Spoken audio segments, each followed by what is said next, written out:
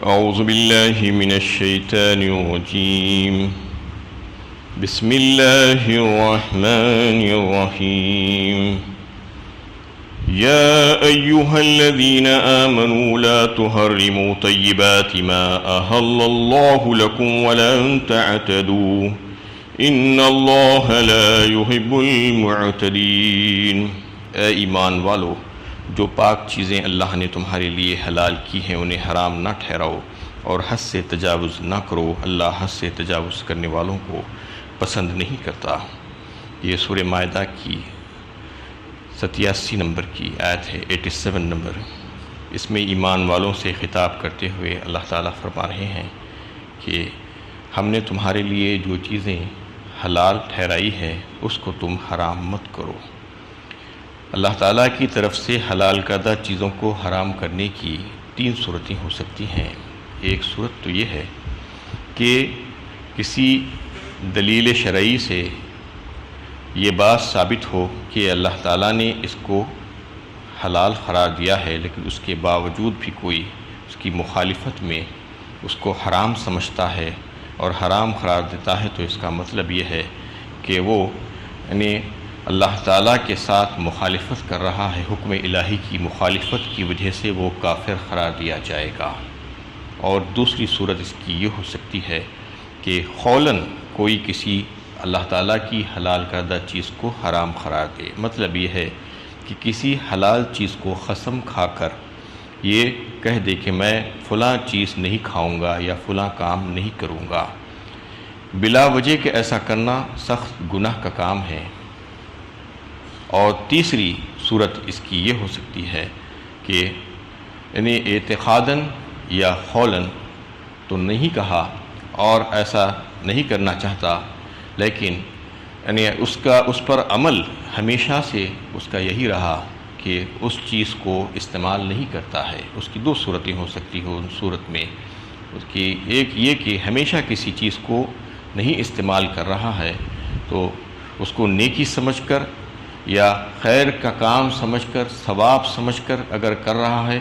تو اس کا مطلب یہ ہے کہ وہ بدعت ہے اور رہبانیت ہے، اور بدعت اور رہبانیت ناجائز ہے اور انتہائی سخت گناہ ہے۔ رہبانیت کے تعلق سے تو جیسا کہ اس سے پہلے کہ آیتوں میں بات آ رہی تھی راہبوں کی، تو راہب چونکہ جو ہے ترک دنیا، ترک لذات، ترک نفسانی خواہشات اور ترک نکاح، یہ سب چیزیں کرتے تھے اور یہ سمجھتے تھے کہ یہ جو ہے بڑے نیکی کے کام ہیں اور بڑے ثواب کے کام ہیں۔ اس سے اسلام نے منع کیا۔ سورہ حدید 27ویں پارے میں اللہ تعالیٰ نے واضح فرمایا وَرَهْبَانِيَةٍ ابْتَدَعُوهَا مَا كَتَبْنَاهَا عَلَيْهِمْ إِلَّا ابْتِغَاءَ رِضْوَانِ اللَّهِ فَمَا رَعَوْهَا حَقَّ رِعَایَتِهَا۔ اس میں یہ بات واضح فرمائی کہ رہبانیت کو انہوں نے اپنے آپ ایجاد کر لیا، یعنی جو لوگ تھے اس سے پہلے کے عیسائی مذہب کے، انہوں نے رہبانیت کو ایجاد کیا، جس کو ہم نے ان کے اوپر لازم نہیں کیا تھا، فرض نہیں کیا تھا۔ وَرَهْبَانِيَةٍ ابْتَدَعُوهَا مَا كَتَبْنَاهَا عَلَيْهِمْ إِلَّا ابْتِغَاءَ رِضْوَانِ اللَّهِ۔ کس وجہ سے کیا تھا؟ کہ اللہ تعالیٰ کی رضا جوئی حاصل کرنے کی خاطر انہوں نے یہ کام اپنے آپ ہی کر لیا تھا۔ فَمَا رَعَوْهَا حَقَّ رِعَایَتِهَا، لیکن وہ کرنے کے باوجود انہوں نے اس کا جو ہے جو رعایت کرنا تھا، جو حق ادا کرنا تھا، وہ حق ادا نہیں کر پائے۔ جیسا کہ دنیا میں آج آپ دیکھتے ہیں کہ راہب جو نظر آتے ہیں، جس کو فادر یا بردر کہا جاتا ہے عیسائیوں میں، وہ لوگ ترک دنیا یعنی بظاہر کرتے ہوئے نظر آتے ہیں کہ شادی نہیں کرنا یا گوشت نہیں کھانا یا اس قسم کی جو مرغوبات سے پرہیز کرنا، لیکن اندر اندر سب کام چلتا رہتا ہے۔ یہ جو ہے وہ نہیں کر سکتے، اس لیے کہ نفس انسانی کے خلاف ہے یہ کام۔ اس لیے اسلام نے اس سے منع کیا کہ انسان کی نفس اور اس کی خواہشات کی جائز تکمیل اللہ تعالیٰ نے بتاتی ہے کہ کس طریقے سے کرنی چاہیے۔ اگر اس کو روک لگایا جائے گا تو پھر اس کو ناجائز طریقے سے انسان اس کی تکمیل کرے گا کیسے ہی۔ تو اس میں یہ بات واضح کر دی کہ اگر کوئی اللہ تعالیٰ کی حلال کردہ چیزوں کو ثواب سمجھ کر یا نیکی سمجھ کر چھوڑ رہا ہے تو اس کا مطلب یہ ہوگا کہ وہ رہبانیت اختیار کرنا چاہتا ہے یا بدعت کرنا چاہتا ہے، جس کو نبی نے نہیں بتایا۔ اور اس کی دوسری صورت یہ ہے کہ کسی چیز کو حلال کردہ چیز کو ایسے ہی چھوڑ دیا اور وہ اس وجہ سے چھوڑا کہ کوئی بیماری کی وجہ سے، کوئی جسمانی یا روحانی بیماری یا بطور علاج کے کسی چیز کو استعمال نہیں کرنا چاہتا ہے تاکہ اس سے اس کے جسم کو کوئی تکلیف نہ پہنچ جائے، تو یہ اس میں کوئی مضائقہ نہیں ہے، ایسا کیا جا سکتا ہے۔ یہ ایک ہی صورت ہے جس میں جو ہے کسی حلال کردہ چیز کو چھوڑا جا سکتا ہے، ورنہ قسم کھا کر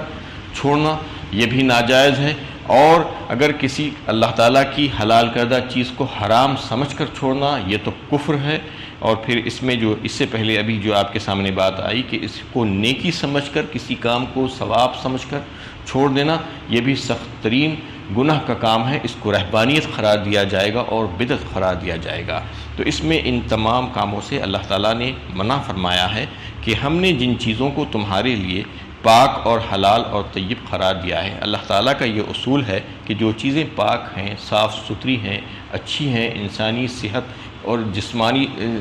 اور روحانی صحت کے لیے انسان کی، ان تمام چیزوں کو اللہ تعالیٰ نے حلال قرار دیا ہے۔ تو انسان کو یہ اختیار نہیں ہے کہ وہ اللہ تعالیٰ کی حلال کردہ چیزوں کو حرام ٹھہرائے بلا کسی وجہ کے،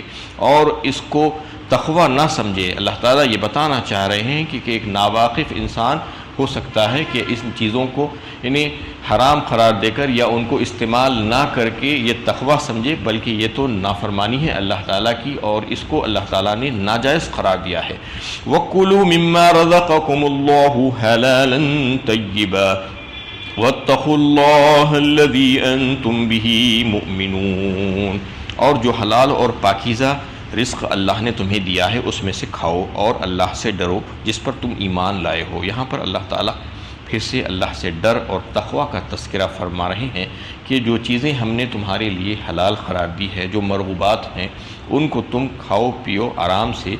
اور یہ تقویٰ مت سمجھو کہ ان کو کسی چیز کو چھوڑ دینا ان میں سے۔ ہاں، تقویٰ تو یہ ہے کہ اللہ تعالیٰ نے جو چیزیں تمہارے لیے حلال رکھی ہے وہ تمہاری پاس جو ہے اللہ تعالیٰ کی طرف سے نعمت کے طور پر ہے، وہ نعمتوں کا استعمال کرو اور پھر اللہ تعالیٰ کا شکر ادا کرو، یہ اصل میں تقویٰ ہے۔ اگر تم یعنی ایمان رکھتے ہو، کیونکہ تم جس پر ایمان رکھنے کا دعویٰ کرتے ہو اللہ تعالیٰ پر، تو اللہ تعالیٰ ہی نے تمہارے لیے یہ چیزوں کو حلال قرار دیا ہے۔ اس سلسلے میں ایک روایتیں ملتی ہیں، اس کے شان نزول کے سلسلے میں ایک صاحب اللہ کے نبی صلی اللہ علیہ وسلم کے پاس حاضر ہوئے اور آ کر کہا کہ میں نفسانی خواہش اور اس کی شہوت کے غلبے کی وجہ سے گوشت کھانے سے اپنے آپ کو گوشت کو اپنے اوپر حرام کر لیا ہے، اور یہ قسم کھا لی ہے کہ میں گوشت نہیں کھاؤں گا، کیونکہ اس کی وجہ سے میرے نفس کی خواہشات اور شہوت پر جو ہے غلبہ طاری ہوتا ہے۔ تو آپ صلی اللہ علیہ وسلم نے اس سے منع فرمایا۔ یہ ترمذی شریف کی حدیث ہے، اور اس کے علاوہ دیگر بھی کئی ایک روایتیں اس سلسلے میں ملتی ہیں کہ بعض صحابہ نے یہ طے کر لیا قسم کھا کر کہ ہم رات بھر عبادت کرتے رہیں گے اور سوئیں گے نہیں، اور بعض نے یہ طے کیا کہ ہم دن بھر روزہ رکھتے رہیں گے مسلسل اور افطار نہیں کریں گے، کھانا نہیں کھائیں گے۔ بعض نے یہ طے کر لیا کہ ہم نکاح نہیں کریں گے عورتوں سے۔ یہ ساری باتیں جب آپ صلی اللہ علیہ وسلم کو معلوم ہوئی تو آپ صلی اللہ علیہ وسلم نے ان کو اس سے روکا اور منع کیا۔ حضرت عثمان بن مظعون رضی اللہ تعالی عنہ نے اپنی بیوی سے کنارہ کشی اختیار کی، تو انہوں نے آپ صلی اللہ علیہ وسلم سے شکایت کی، تو آپ صلی اللہ علیہ وسلم نے ان کو اس سے منع کیا اور کہا کہ جاؤ بیوی سے رجوع ہو۔ تو یہ ساری باتیں اس بات کی طرف اشارہ کرتی ہیں کہ چاہے وہ معقولات میں سے ہو، مشروبات میں سے ہو، مرغوبات میں سے ہو، منکوحات میں سے ہو، یا جائز خواہشات میں سے ہو، ان تمام چیزوں کو جس کو اللہ تعالیٰ نے حلال قرار دیا ہے، ان چیزوں میں سے کسی کو حرام کرنے کا اختیار ہم میں سے کسی کو نہیں ہے، کیونکہ رب ہی کے پاس یہ اختیار ہے کہ کسی چیز کو حلال یا کسی چیز کو حرام قرار دیا جا سکتا ہے۔ یا ایھا النبی لم تحرم ما احل اللہ لک تبتغی مرضات ازواجک، یہ سورۃ تحریم 28ویں پارے میں اللہ تعالیٰ نے آپ صلی اللہ علیہ وسلم سے خطاب کرتے ہوئے اس بات کو جو ہے متنبہ فرمایا آپ کو کہ جس وقت آپ صلی اللہ علیہ وسلم نے شہد نہ کھانے کی قسم کھا لی تھی ایک زوجہ کے کہنے پر، ایک زوجہ نے آپ صلی اللہ علیہ وسلم سے کہا تھا کہ آپ شہد کھا کے آئے ہیں، شاید اس لیے آپ کے منہ سے بو آتی ہے، تو آپ صلی اللہ علیہ وسلم نے، کیونکہ آپ بڑے نفاست پسند تھے، فوراً اسی وقت قسم کھا کر یہ طے کر لیا کہ میں آئندہ سے شہد نہیں پیوں گا۔ اس سلسلے میں اللہ تعالیٰ نے آیتیں نازل فرمائی۔ سورہ تحریم کی بالکل پہلی آیتیں یہی ہیں کہ یا ایھا النبی لما تحرم ما احل اللہ لک، اے نبی آپ نے جن چیزوں کو اللہ تعالیٰ نے آپ کے اوپر حلال قرار دیا تھا اس کو حرام کیوں کرتے ہیں، پوچھا جا رہا ہے ایک سوالیہ انداز میں، اور منع کیا جا رہا ہے کہ آپ ایسا مت کیجیے۔